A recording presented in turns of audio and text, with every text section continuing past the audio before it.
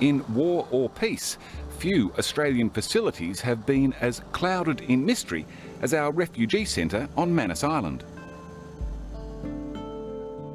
Inside the boundaries of a PNG naval base lies the so-called Regional Refugee Processing Centre, and this is as good a view as you can get of it.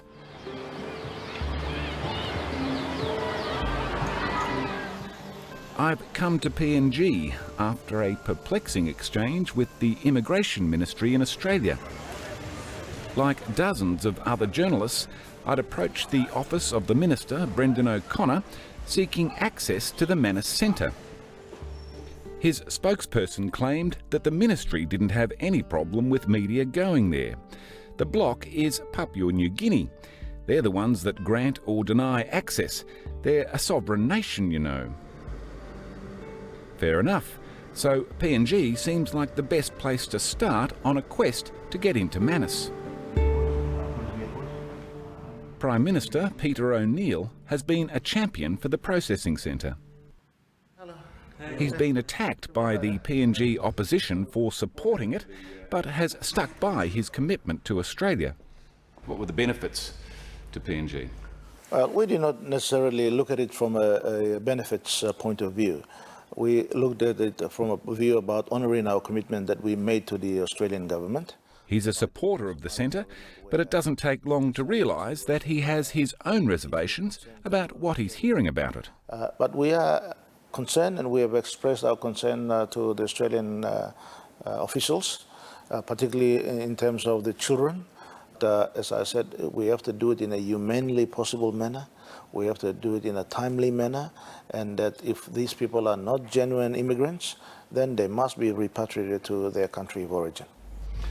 One of the problems regarding allegations coming out of Manus is that you can't get there. The media's not allowed in. Is that a policy that you support?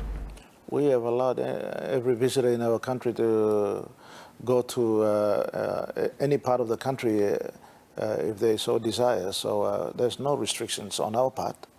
Department of Immigration in Australia, though, they're saying quite specifically they don't have a problem at all with observers and journalists going to Manus Island. They say it's a PNG problem.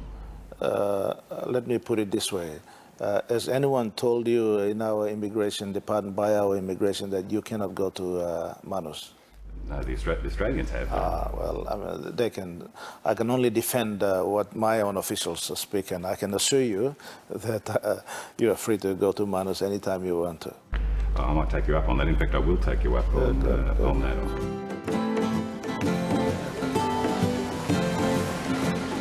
The PM doesn't offer any golden pass, just asserts that I'm as free as anyone to go to Manus Island and make a proper application to enter the facility if I wish. That's worth a test.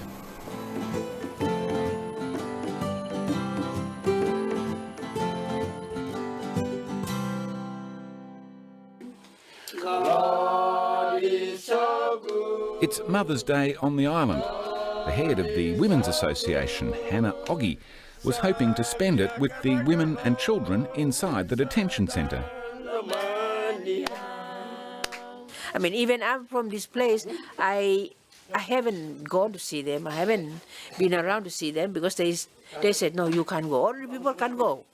Yeah. So no locals can go. No locals, you know. Have you tried to go up there? Well, we tried one time during the International Women's Day that we can go and talk to the women and children, and then as we enter the gate, they said no, you can't come. They said next time. You're a security risk, maybe you think. Huh? Yeah.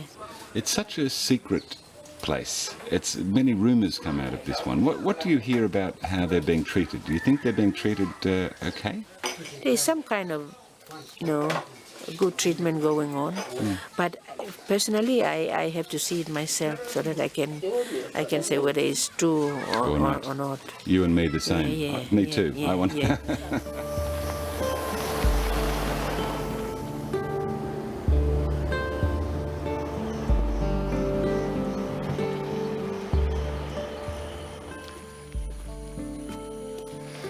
This is the naval base at Manus. The refugee centre is inside of it, just over that rise. But I can't get much closer than this. Not a single journalist has been inside the centre since it opened last August. That seems a little strange to me. It could be the House of Horrors that some people describe it as. It could be the Sheraton Hotel, but there's no way of telling from out here. And it seems that's exactly the way the Australian government likes it. I don't try to enter the base today, but I'm not disguising that I'm a journalist.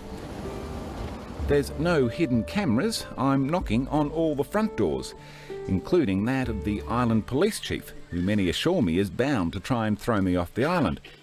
Chief Inspector Alex Endrasel. So I'm not allowed to go in there anytime, anywhere. You're not welcome either. You're like me.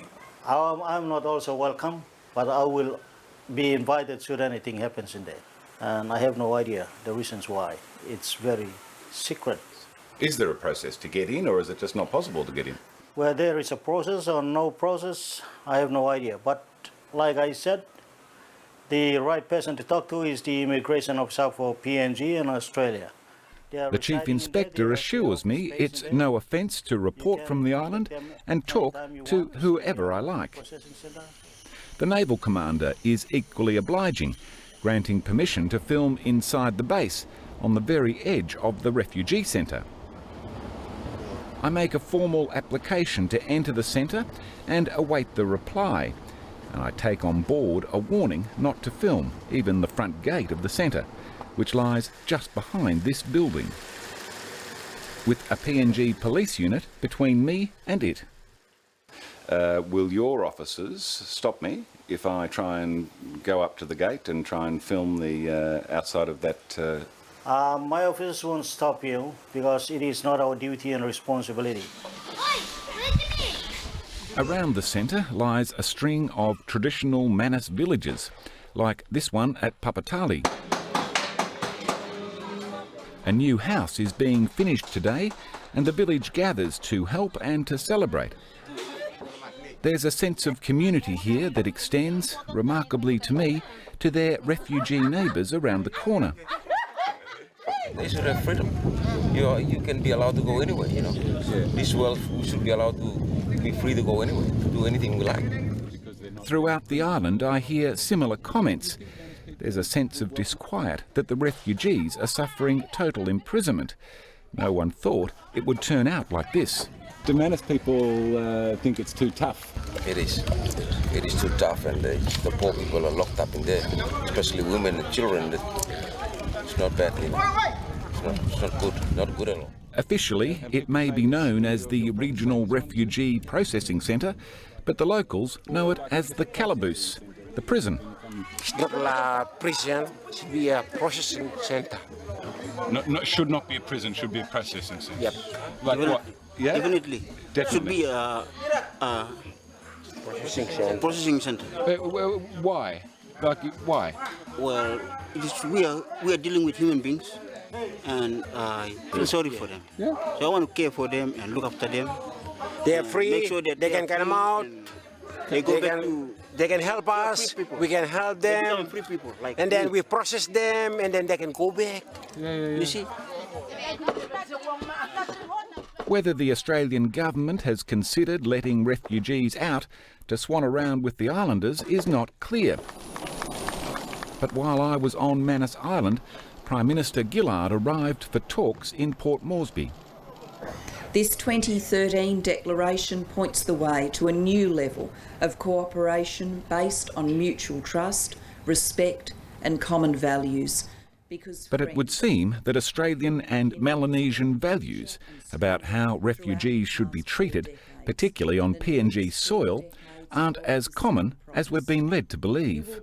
As a government, we have stated to the Australian government that the refugees and the asylum seekers on Manus can freely engage with the local community. You want them out of the... Of course, we want them to move around freely within the community. They don't necessarily have to be confined at the centre. Well, they're not criminals, I guess. Yes, and our people are very friendly people, and they welcome that opportunity. We want them to help within the community and work and try and have a normal sense of life while they're waiting for the processing to take place. Well, that's an extraordinary suggestion, extraordinarily generous suggestion. How's it gone down with Australia? Have you put that to them? Oh yes, on many occasions. And do they have a response? It is well, they've appreciated and welcomed that. Appreciate the gesture, but they're not accepting It's entirely. I can't say that they're not accepting, but it's entirely up to them to allow people to move freely. So the locals, the village here, they would be happy for them to come out on Manus? Yes, we are prepared. Yeah.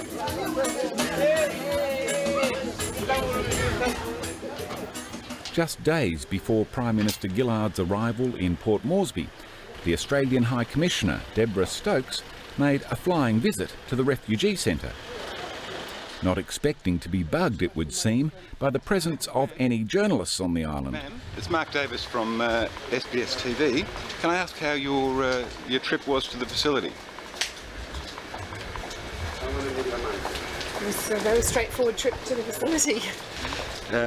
Are you concerned, I mean there's been various rumours published about the place, are you concerned about those rumours of inadequate facilities for children and mistreatment of adults? I've had a good look at the facility. That's all I can say at this point. Could I ask you one question? Why is the place so obsessively secretive? No access to journalists, to NGOs, it's run lawyers? by the Papua New Guinea government, and that's their decision. The Papua New Guinea government says it's not. The Prime Minister says he's happy for journalists and others to go there because he's worried that the rumours are growing to such a degree that no one can verify them or otherwise. So we'll have a discussion with the Papua New Guinea government about that. But as far as you're aware, the Australian government has no problem with access to the... The Papua New Guinea government is the administrator of the centre, and it is on their land, and we'll have a discussion with them about that. So theoretically, if they're happy with it, it shouldn't be a problem. Yes. It's absolutely not true on our part that we have placed any restrictions on anybody to travel to Manus to report on anything. Department of Immigration Australia, though, do claim that the original Memorandum of Understanding banned access, and they say that they're fervently trying to renegotiate that issue. Are you aware of such negotiations by Australia to get you to allow media in? I am not aware, and as I've stated to you, my position has been very, very clear, and we allow free access to every party that wants to engage meaningfully. All right, so can we be very, very clear, because it's an important point. PNG and your office has no objection to journalists coming through the proper processes. It's Australia that's preventing them? I cannot say that Australia is preventing them. That is for Australia to say. But for Papua New Guinea, I can tell you without any hesitation whatsoever that there is no restriction on our part. No restrictions from the national government, and certainly none from the local one. Francis Colopin is president of the local government here. He represents all of the villages surrounding the centre. With his deputy, George Paloka, he offers to show me the centre from the waterside.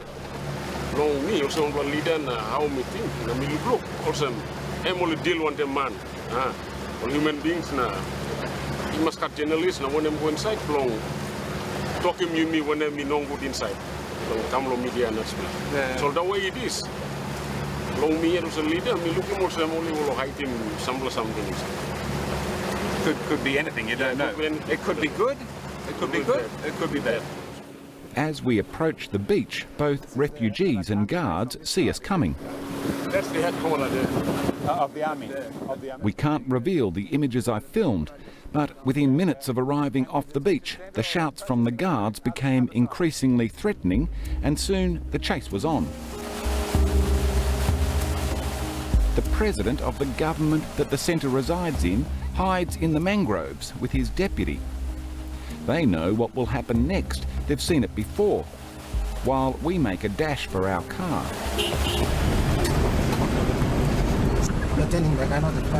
The police? Yeah. And you think they'll try and get the camera? Or? I think so. Yeah, it looks like we've got company. And the police are following us down the road. They've come from the camp over here. We've got rid of my main camera, just holding my little camera, and we'll see how far we can get. Calixtus Simeon, fellow journalist and my fixer, is determined to get us to a friend's house in town where we can copy off what we've filmed. And there could be a roadblock up ahead too, right? Could be, yeah. But across the water, we can see security vehicles pouring out of the centre. And they're all they're all driving really fast. It seems time to pull off the main road and hide out.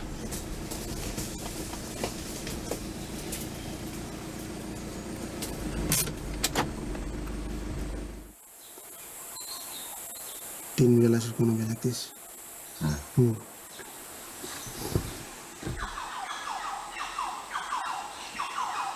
Now, I know for sure that they'll make an example.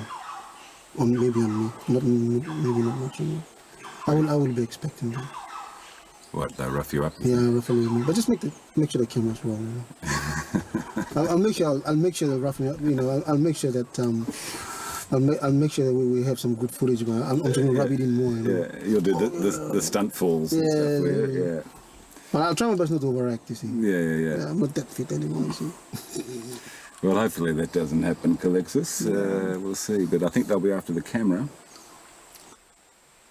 After half an hour, we hit the main road again, but surprisingly, we were surrounded within minutes. There's cops. They've seen us come up here, right? They're stopping us.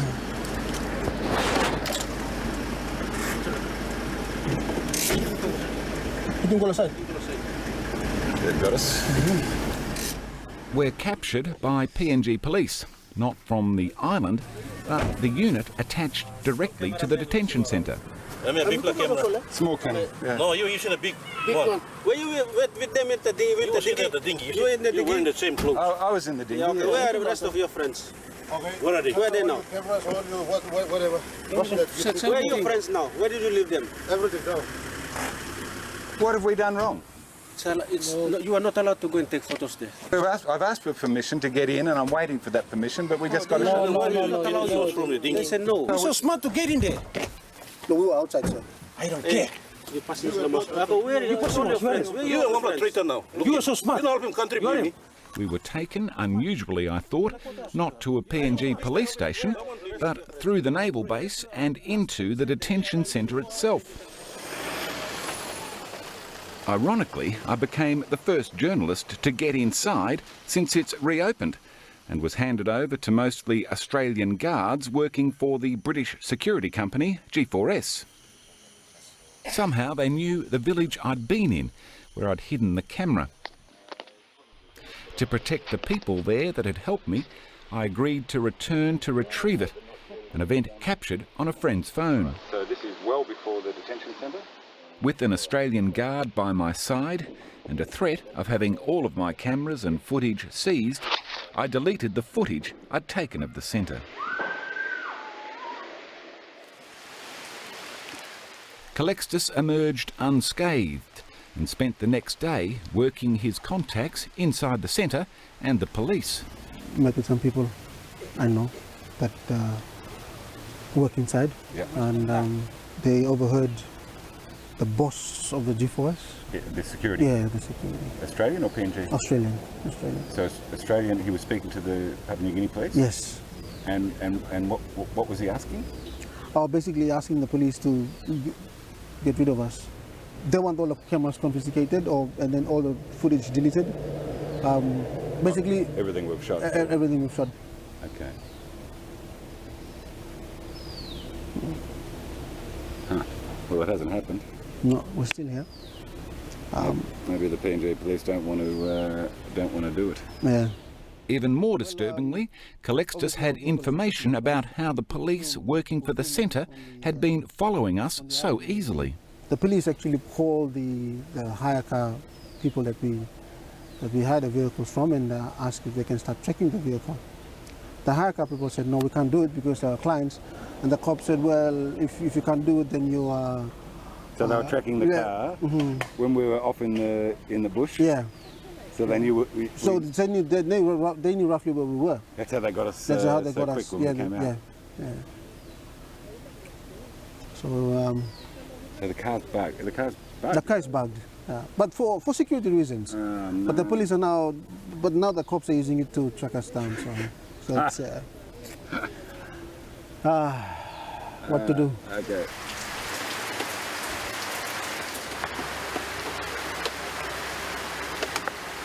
That's it, is it? You found it? Serious? It's here. You just what you do is you just plug it here. Unplug. There's a plug right here. Yeah. And it turns it off. The police unit attached to the refugee centre forced the car hire company to give access to the tracking data. Oh, what a game, huh? Mm-hmm. Okay, it's just got harder. What to do?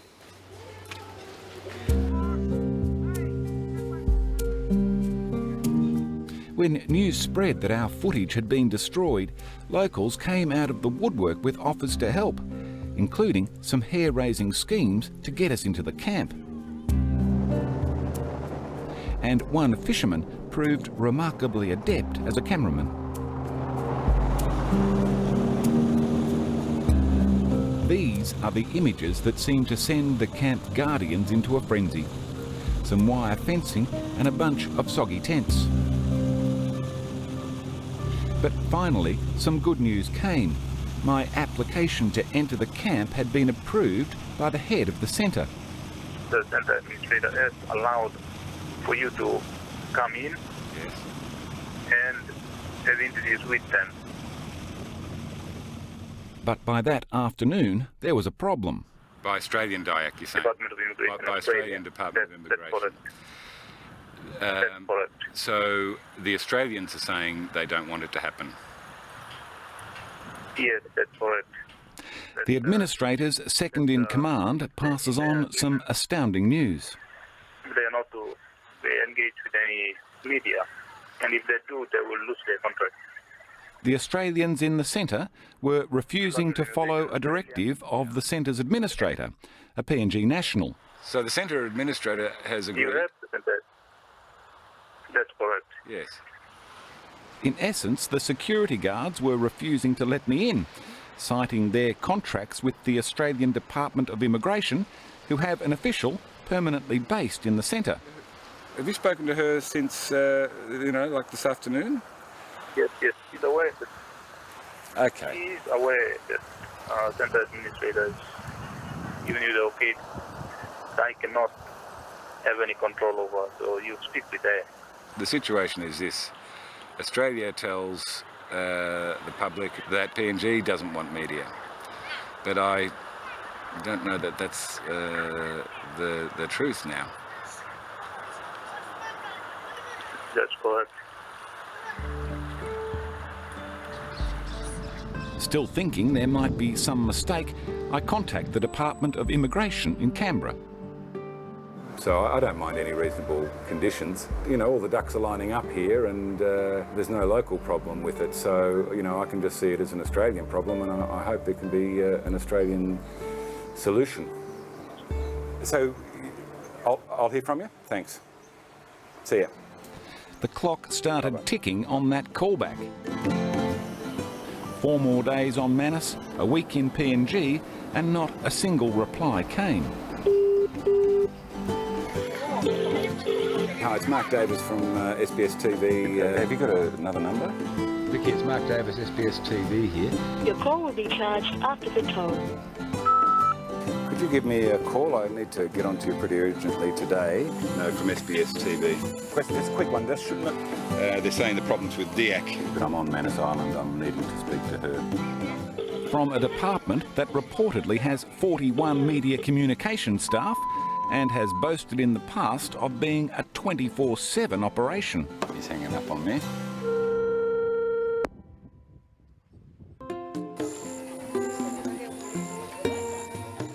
So what's the big secret inside the bush camp? If I can't get in, I can get some witnesses out, the guards who work there. I speak to 6 of them, but for security reasons, knowing we'd been tracked, We present just one with his voice changed. His account accords with the others. When you got the job, what did you think this place would be like?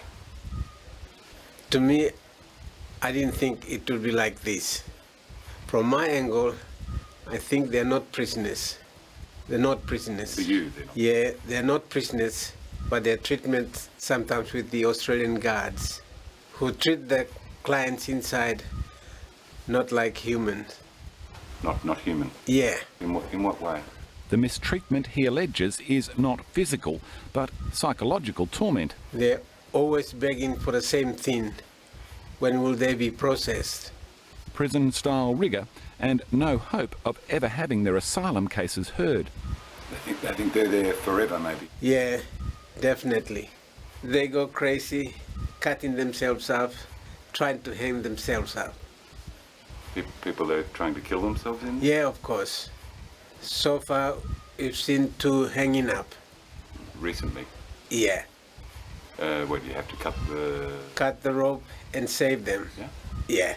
Yeah. And other, will you say what they're cutting? They get piece of metal, like wire or something, and cutting themselves. We rush them to the clinic. Every now and then, they keep doing it. How often?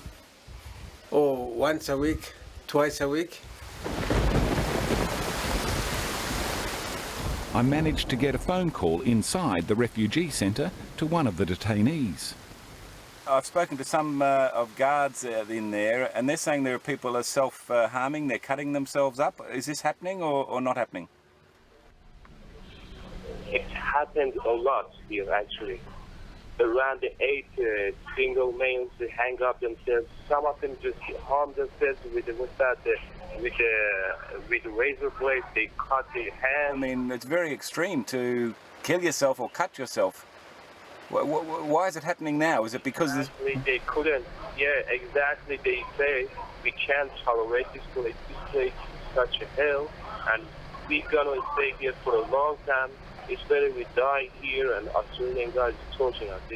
The man I'm speaking with gives some clue as to what torments him the most. 2 to 5 years, and we don't know nothing about it. And PNG guys... He's been there since day one, and not a single immigration official has interviewed him about his case. Not once. They get food and they get... And all of the guards confirm that no one else has been interviewed either. In 9 months, not one. They're asking all the time when they're going for the processing. But some of these people have been there since it opened? Yeah. So last, whatever, August or something? Mm-hmm. And they haven't been processed? No. We put the claims in this program to the Department of Immigration. There was no reply at all to the allegations about self-harm, no answer to a request for an estimate of the total costs, no reply why access is still refused, a fairly blunt no for an interview request with the Minister, Brendan O'Connor, and on the issue of whether any processing interviews had been conducted, we were advised the question might be best presented to PNG. PNG confirms there have been no interviews. There is nothing regional about this secretive regional refugee processing centre, and there's no processing either. The local tag, the Australian prison, does seem more accurate. But whether this situation is as tolerable to PNG politicians as it is to Australian ones remains to be seen.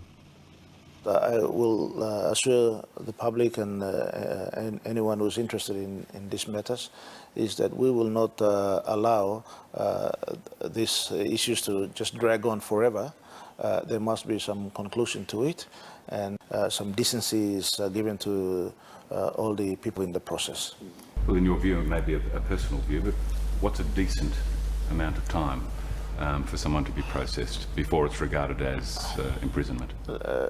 I cannot just put a length of time in place, but as short as possible. And I think we all know what that means. The quicker the better. And I think it's up to the Australian government and the Australian officials to make sure that happens.